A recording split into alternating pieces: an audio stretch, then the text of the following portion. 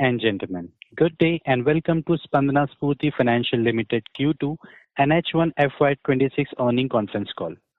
This conference call may contain forward-looking statements about the company which are based on beliefs, opinion, and expectation of the company.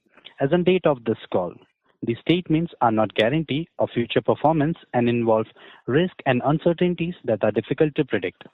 As a reminder, all participant line will be in the listen-only mode, and there will be an opportunity for you to ask questions after the presentation concludes. Should you need assistance during the conference call, please signal an operator by pressing star then 0 on your touchtone phone. I now hand the conference over to Mr. Ashish Damani, Interim CEO, President and CFO. Thank you and over to you, sir. Good evening, everyone. Thank you for taking time out and joining us on this call. Let me just first greet you. Wish you a very happy Diwali, Dasera season's greeting. We wish you a good new year as well. Let me give you some highlights on the results. We have already put up the presentation, and I believe most of you would have got a chance, to go through the deck. If you have done so, I'm sure you would have noticed improvements in all the lead parameters. Let me start by highlighting few trends that we have been, witnessing and we are very excited about. Concentrated industry-wide efforts have been made and have started yielding results. One of the lead indicators is, the over-leveraged borrowers across the industry has been, coming down, that number. Our X-bucket collection efficiency, if you would have noticed, has been behaving very strongly and has been improving. We have reported 98.7% as of September, as against 97.9%, which we had in June last quarter. X-bucket collection efficiency for October as well has been strong and is at around 98.5%. Obviously, it's a slight dip compared to the September month, but that is owing to less number of working days, festive season, rains, and some floods which we have seen in some parts of the country. What is more heartening is that the improvement has been seen across the major geographies, including Karnataka, which was struggling in the past, now is in line with the national average. Over 60% of our branches have moved into a much better zone with more than 99% collection efficiency. Our disbursement has also gained momentum. If you look at the numbers month on month, they have been shaping up fine, and this has come with improvement in the portfolio quality as well. Disbursement for quarter 2 was 934 crores as against 280 crores in quarter 1. October 25 disbursement has been a touch lower than September. Again, the reason being same, less number of working days and festivities in the month kind of had lower disbursement compared to. But yes, we are very confident that we will, pick up the pace in the coming months. We have seen consistent improvement in the productivity as well. If you would have noticed, we have kind of given this data per loan officer. The amount disbursed over last few months has been improving, and the information has been shared on slide 6. There have been multiple levers which have aided the improvement in the productivity.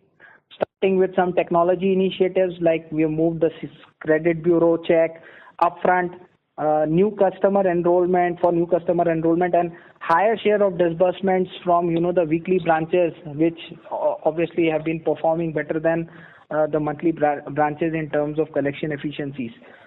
Our existing customer franchise offers us almost close to about 6,000 crores of disbursement opportunity. This has been detailed again in the presentation, where you can see that 10 lakh customers are eligible under the stricter internal guidelines on the approval process that we have put, and 76% of these customers have only 2 relationships at best, and almost all of them have less than 1 lakh loan amount as outstanding. So there is a big headroom available for us to disburse in this customer base. Loans disbursed in FY26 has been at 28% of our balance sheet for September, and I think by end of October this should be almost 37% of the balance sheet. This portfolio has been performing very strongly for us. If you would have noticed, the delinquent book in this portfolio is just 0.1%. 72% of these customers have again less than 2 lender relationship at the time of disbursement. Our internal rule engine filters out existing customers who have over 30 DPD and new customers who have even 1 DPD before we lend to such customers, and these are rejected.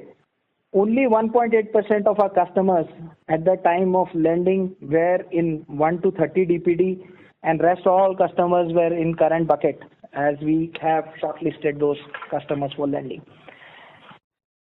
We continue to drive a strong momentum on the recoveries with multiple focused initiatives. So far in 2025, we have issued 90,000 demand notices and over 3.3 lakh legal notices. We have also initiated Lok Adalat proceedings against 8,600 plus customers in 4 states.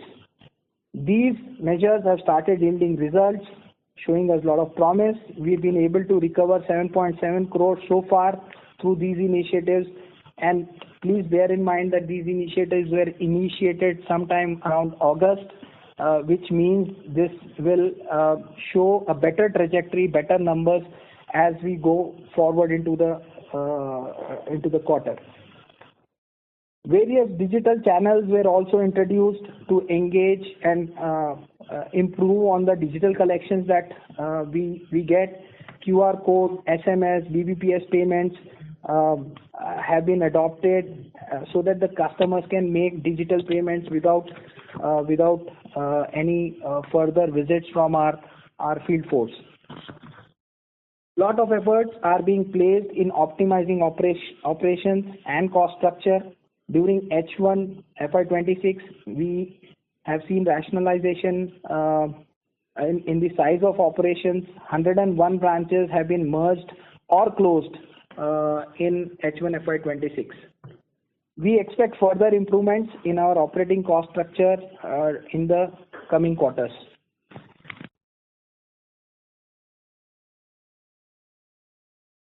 While all the so far mentioned positive trends continue to play out, we maintain a prudent financial stance.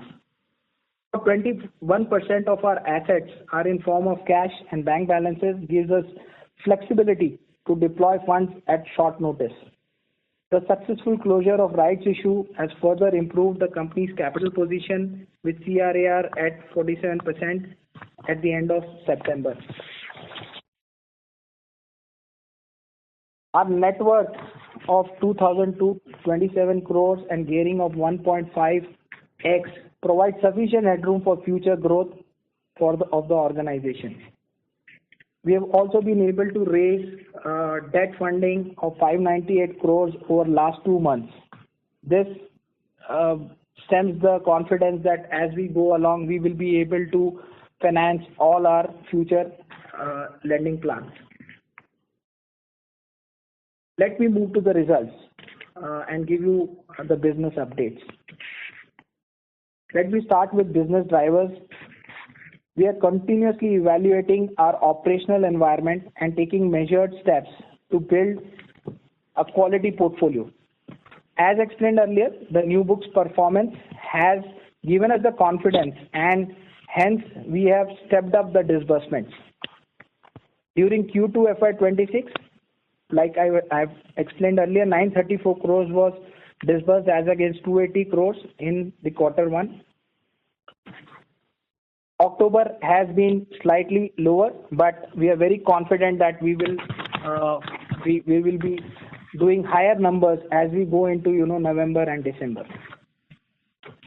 AUM at the end of quarter 2 was at 4,088 crores. AUM is an outcome of disbursement, as we all understand, and as we step up disbursement, we should be able to record AUM growth from here on. Portfolio quality. Like I've explained earlier, top 5 states with the AUM have shown improving trend in the ex-bucket collection efficiency over the months between July and September. We continue to maintain provisioning for the book at 80%. GNPA at the end of the quarter was 5.62%. However, the standalone number stood up at 4.97%. Likewise, our NNPA for standalone was 0.97% and NNPA for the quarter was 1.17% at the enterprise level.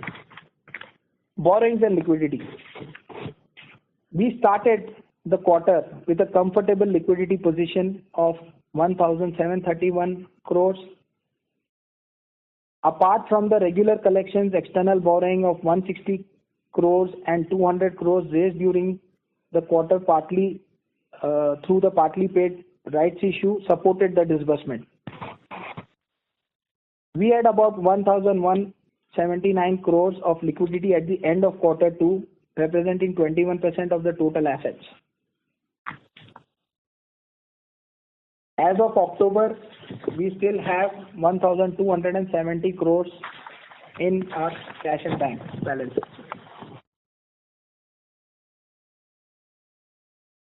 Let me give you some highlights on the financial performance. The net interest income for the quarter was 91 crores, over 341 crores reported for Q2 of last year.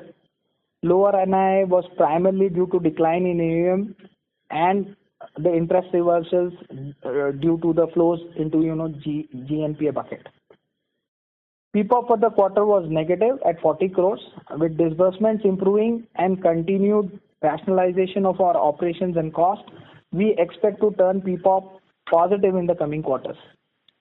Yield on the portfolio improved to 19.6% as against 19.4% reported in Q1 FY26. Improvement in yield is reflected positively on our NIM as well for the quarter, which was at 8.4% as against 8.2% reported in Q1. We expect the yield and NIM to start improving from here as a proportion of new portfolio continues to grow in the AUM. The company reported a net loss of 249 crores for the quarter on account of provisions and higher OPEX relative to the size of operations at this point in time. Additional credit cost of 86 crores was recognized in second quarter due to technical write-off that we have done. If we would have excluded, the impairment cost would have been down to 172 crores. As indicated in our last earnings call, we see FY26 as a year of rebuilding. The loan book built in FY26 under the new credit rules gives us sufficient confidence for the way forward. We expect to maintain a steady pace of disbursement throughout the year while constantly keeping an eye on the behavior of the portfolio. The recent macros and bountiful monsoon also gives us sufficient indication of the quality and the trend of credit demand in the rural India. With this, I'd like to thank you again for taking time out to join this call. We have the entire management team of Spandana thanking you for your consistent feedback. And now I request the operator to, open the floor for any questions that we may have. Thank you, sir. Thank you very much. Ladies and gentlemen, we'll now begin with the question and answer session. Anyone who wishes to ask a question may press star and 1 on their touchtone telephone. If you wish to remove yourself from the question queue, you may press star and 2. Participants are requested to use headset while asking a question. Ladies and gentlemen, we'll wait for a moment while the question queue assembles.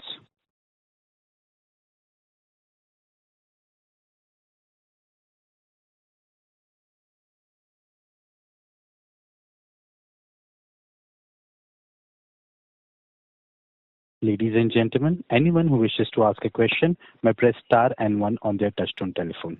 Thank you.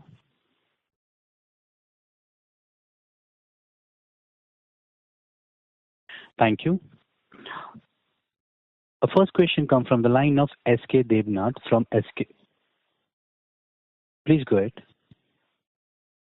Yeah, it is. Thank you very much for giving me the opportunity. I would like to understand that you have taken a lot of NCDs. How are you making the payments of that when you are suffering from loss? And what are your plans to improve the performance in the next 1 year period?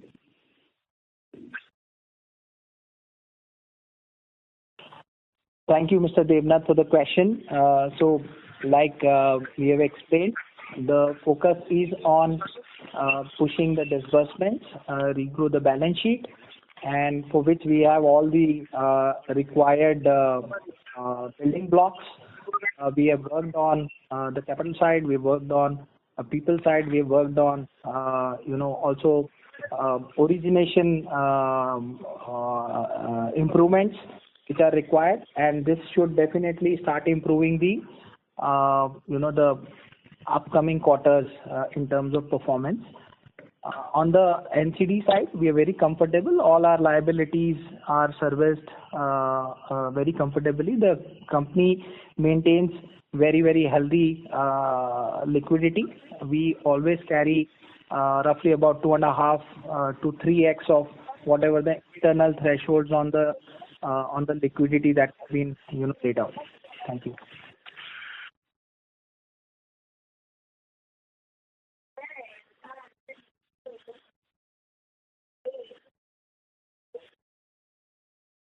Thank you, sir. Our next question comes from the line of Aviral Jain from Singular Govt. Please go ahead. Yeah. Hi, Ashish. Good evening. I have two questions. One is, what's your expectations on disbursement pickup? What's the quantum that we can expect going forward for the balance 2 months of Q3 and Q4? And given the behavior of the book, given expected collection efficiency of 98.5%, what's the expectation of the credit cost for the rest of the year, for Q3 and Q4 specifically? Hi, good evening, Aviral, and thanks for the questions. The way it seems like is, the disbursement is picking up. The industry is facing a challenge on the new customer acquisition. The rejection rates have been higher. However, I think with our focus on fixing all the, relatively speaking, the challenges that we've been facing on the IT or on the operation side, we are very confident that we should start delivering over 500 crores in the current quarter, and the next quarter our run rate should be something around 700 plus crores on a monthly basis for the next quarter. In terms of credit costs, I think things have started improving. Like you would have noticed, about roughly about 2.5-3% was the flow rate from the current bucket earlier.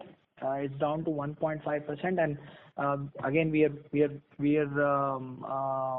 confident that as the percentage of new book improves in the balance sheet, this should start sustaining over 99%, which would mean that your flows into the subsequent buckets should slow down significantly, and that should have a very positive bearing on the overall credit cost that we have. I think currently we have about 150 crores, which is there in the 30 to 90 bucket. So I'm not expecting flows to be anything more than that during the quarter into the bucket compared to the 360 crores of flows that we have seen in the last quarter. This is forward flow to 90 plus you're saying, right, Ashish? That's right. Okay.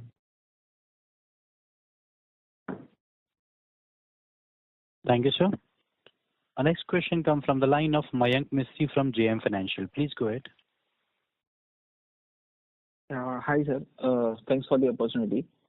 Some question is mainly on the collection efficiency in Bihar state.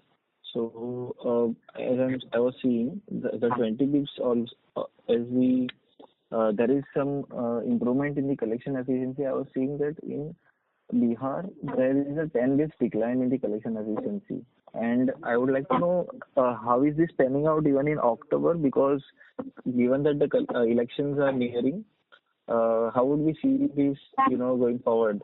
Mainly your experience from the other states, if that could help. And secondly, on the plus 3 lender base, considering that the write-offs have been really elevated over the last few quarters, I would like to know from this, is it mainly coming in from this 17% book, and I mean the 23% that has been going on from February onwards? So should we see the write-off continuing in maybe next quarter, or how should we look at it? Yeah, these are my two questions. So on the first question, Bihar has been performing strongly for us. It has been at 98.8%, like we presented. And I think in October also we have a similar number for Bihar. So while I understand there has been upcoming elections, our approach has been measured not just in Bihar but across the country in terms of disbursements, which is what we're controlling right now. And the outcome so far has been positive, Mayank. In terms of 3 lenders and the performance there, yes, the customers who have more number of loans have shown higher delinquencies across the buckets. However, as we start taking measures on, increasing the new customers from the buckets where either they have only 1 loan or 2 loans at best, this number should keep going down for Spandana, like it has gone down in this quarter. I think the positive rub-off will be seen across the buckets in terms of the collection efficiency.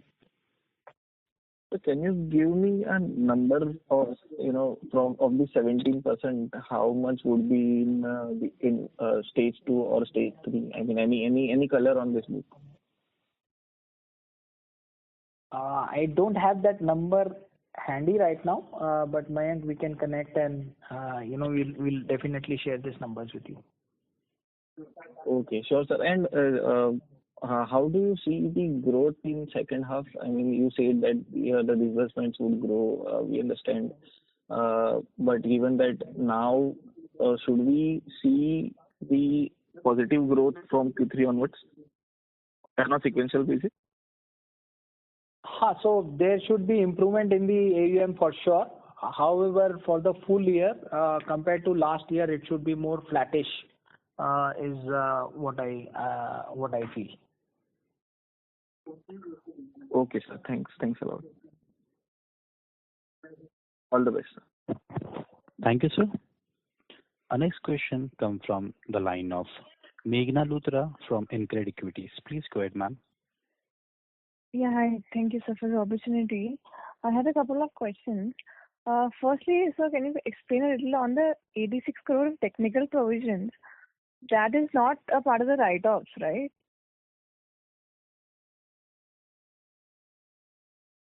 Hello? Sorry, I'm just trying to understand your question, Meghna. Can you just ask that once again, please?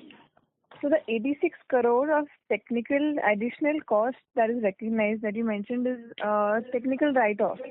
That is a part of the 418 crore, right? Yes, that's right. It is just a nuance that we wanted to highlight, that since we have done the write-offs, we had to take this additional 20%. If we would have left it in the GNPA, probably that cost would have not been incurred right now. We have been practicing a higher write-offs presently, and which led to this incremental cost of 86 crores. Okay, because I wasn't sure how do I differentiate this from the 418. No, it's a subset. It's a subset. Okay. Understood. So it is probably not due overdue as to be written off, and then you did prudential write-off. No, it's a technical. So we when we do this, we are expecting the field to continue to make all the efforts in a regular course of business. Okay. Okay, thank you. And a couple of more questions. On the slide where this is the breakup of the customers, slide 7, there's a breakup of eligible customers at 10 lakh, right? Of which is 43% and 7% is serviced.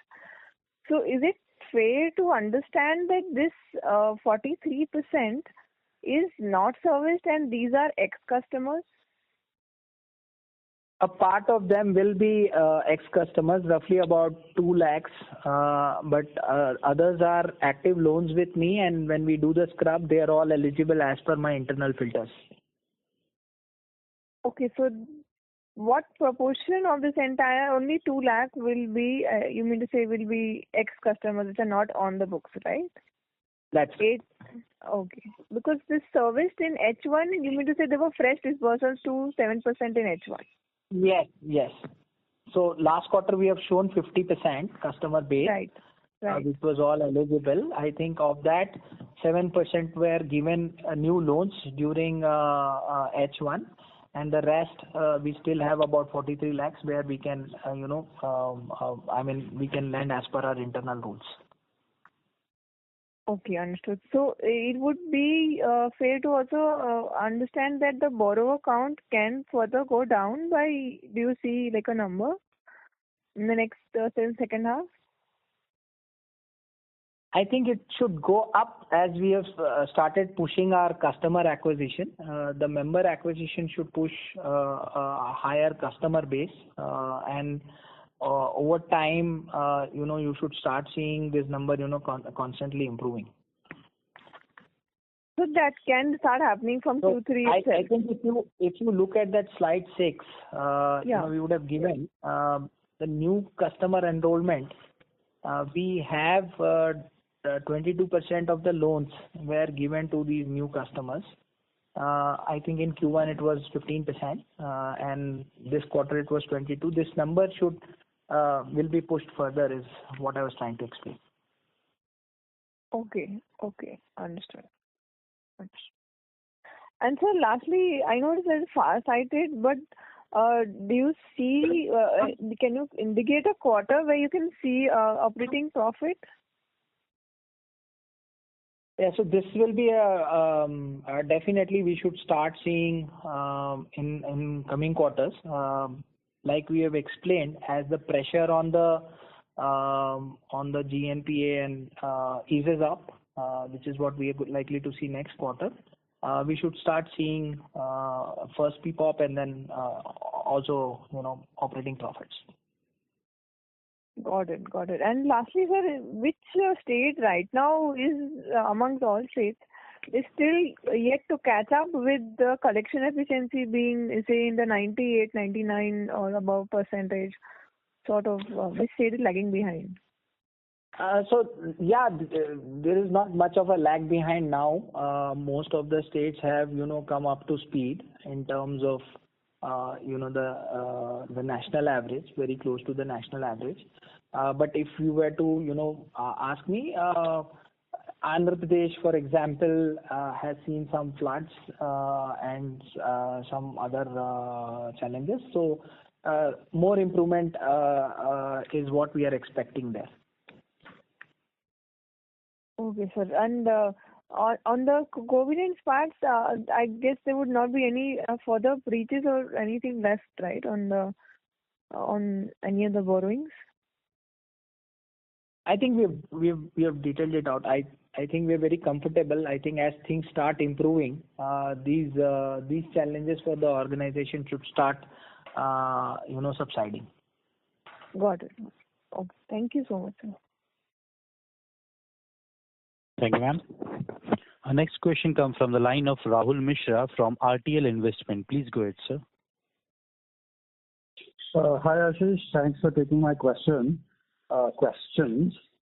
First, any deliberation and thoughts on going down the CGFMU route? Hi, Rahul. Thanks for the question. Yes, we have been deliberating this and internally have started looking at it. As we understand, the CGFMU is favorable when you have to, assume that your overall, let's say, loss rate on a pool of loans is beyond 5%. That's when it is effective. However, we are deliberating and positively conclude on this one way or the other in the coming quarter. Okay, because I guess more than the cost, and we understand that probably now may not be the right time because we're just starting to recover. But just from a longer term, more predictable, credit costs, that is something which at least most of the players, seem to be going down, whether they are small finance banks or specialist MFIs. So just wanted to check that. Secondly, I know you've been asked about this quarter and next quarter, but let's say F26 has been what F26 has been. Looking out at F27, what do you think is both AUM growth and credit costs that would make you feel satisfied? Yeah, so I can give you only a guesstimate at this point in time now. But I think what we can achieve is a 20% kind of a growth rate, and the credit cost in my mind should not be over 3%. It should be more like a 2.5 to 3% kind of a credit cost. Things have started looking up on the X, whether I call it X bucket or when I look at the new portfolio under the new guardrails or the new credit filters that we have put, has been behaving very strongly at 99.9, even for October for that matter. Gives us a lot of confidence that the path to recovery in the microfinance asset class has kicked off, and from here on it should only improve, is how I kind of look at it. Understood. And finally, any new senior hires and any update on the MD CEO thing? So senior hires, yes, we have hired earlier head of FRM who's moved into the CRO role. So that's one hire that we have done. MD CEO, I think it's a UPSI, but we should be positively be making a formal announcement to the exchanges within next 30 days. Oh, okay. That is very helpful. Thank you so much for answering my questions. Thank you, sir. Our next question comes from the line of Ashlesh Sonje from Kotak Securities. Please go ahead. Hi, Ashish. Good evening. Sir, a few questions. Firstly, in your book, because of these MFIN guardrails, how are you looking at the trends on borrower rejection rates now? Is that trend gradually declining month after month? Hi, Ashlesh. Good evening. So, no, the trend continues to be high. If I have to, split it out between existing and new member acquisition that we do, the new member acquisition is hovering around 80% in terms of rejection, and the existing also we are seeing close to about 65% or thereabouts in terms of rejection. So yes, it is high. Having said that, for us, a part of this is also because of a lot of internal filters that we have put, like as explaining in the new customer acquisition, we are very, very stringent. We are looking at zero delinquency. 1-day delinquency is also knocked off. We are very, very stringent even for the existing customers, and we are pegging the at 30 days, although the SRO allows you to go up to 60 days in terms of, delinquency. So these matrices also have a role to play. But yeah, I think we are comfortable given the portfolio quality being top class right now. Okay, and you would have any sense on when these rejection rates could normalize, or is it too difficult to predict right now?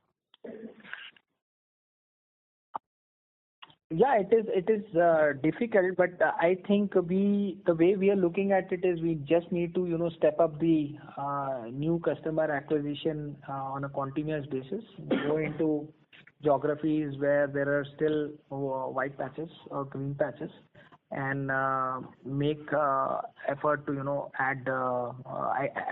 There is a clear headroom there in terms of improving productivity at a LO level, and that's a focus area for us.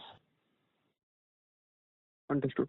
Sir, and secondly, you mentioned that the October collection level is a bit relatively muted as compared to September because of festive and some floods.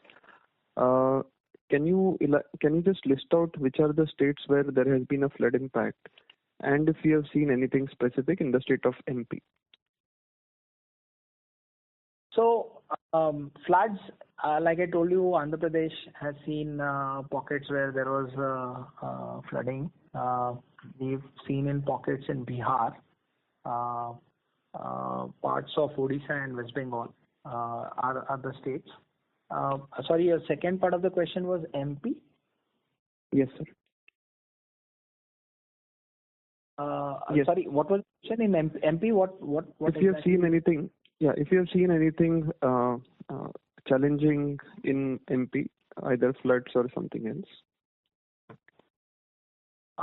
Nothing specific we have seen. In fact, I think I'm not sure if I've covered that, but MP in terms of collection efficiency has been strong.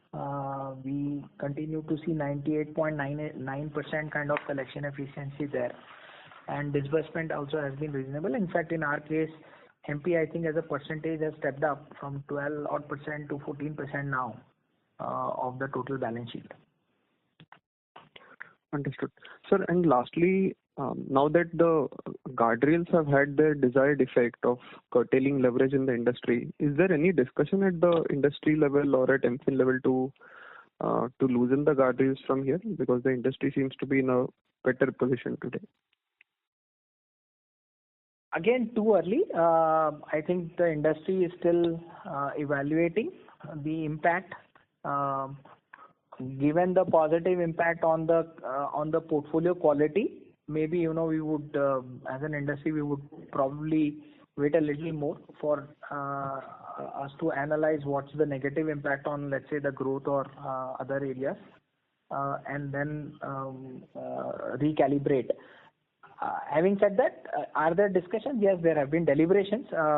Nothing concrete, to my knowledge, has been actioned or has been initiated. Understood, sir. Thank you very much for the responses. Thank you, sir. Ladies and gentlemen, anyone who wishes to ask a question may press star and one on their touchtone telephone. Our next question comes from the line of Vatsal Paraksha from Knightstone Capital Management. Please go ahead, sir. Yeah, good evening. Thank you for taking my question. So, can you just quantify the slippages for this quarter and last quarter? Yeah, sure, Vatsal. We'll give you the numbers. Just give us a moment.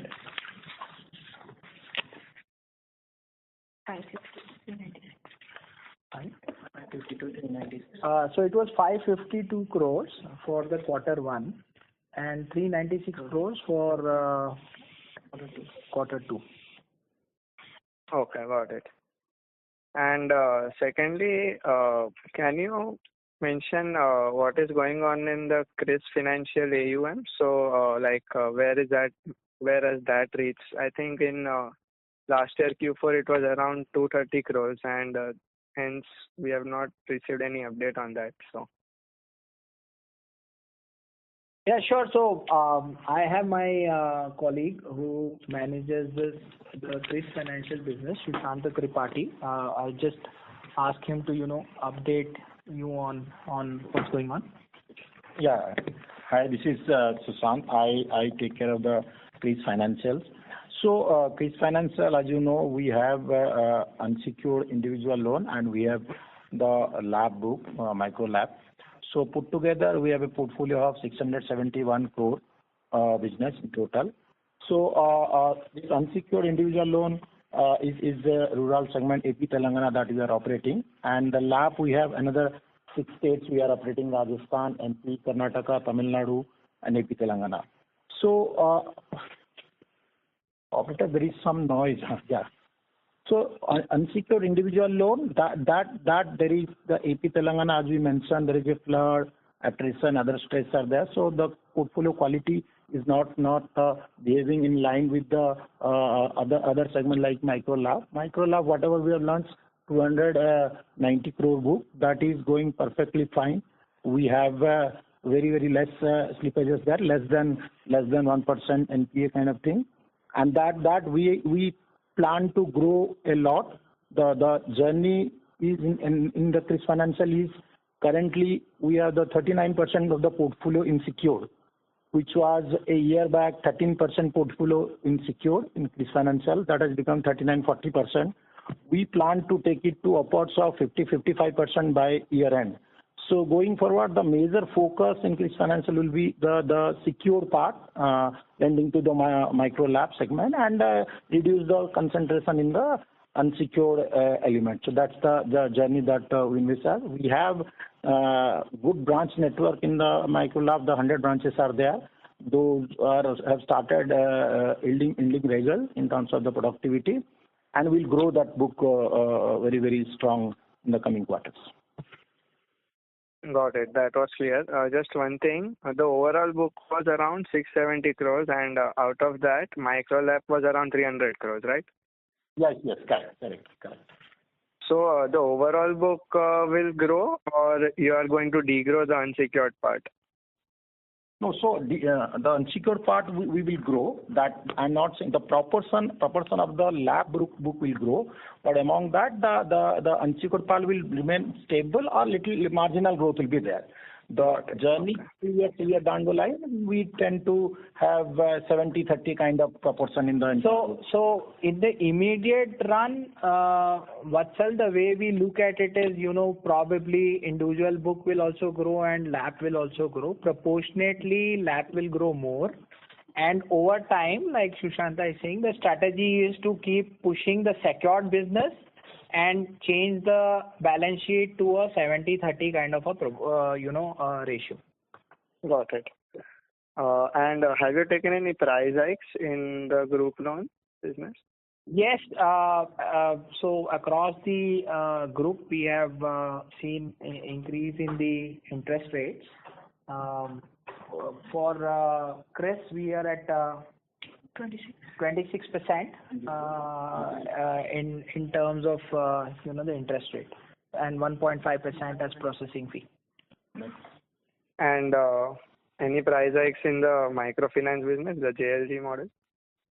Yeah, we've highlighted on page 4. If you see now, our pricing will be from 23% to 26%, depending upon which the aging or the vintage of the client with Spandana, and 1.5% is the processing fee, which used to be at 1%.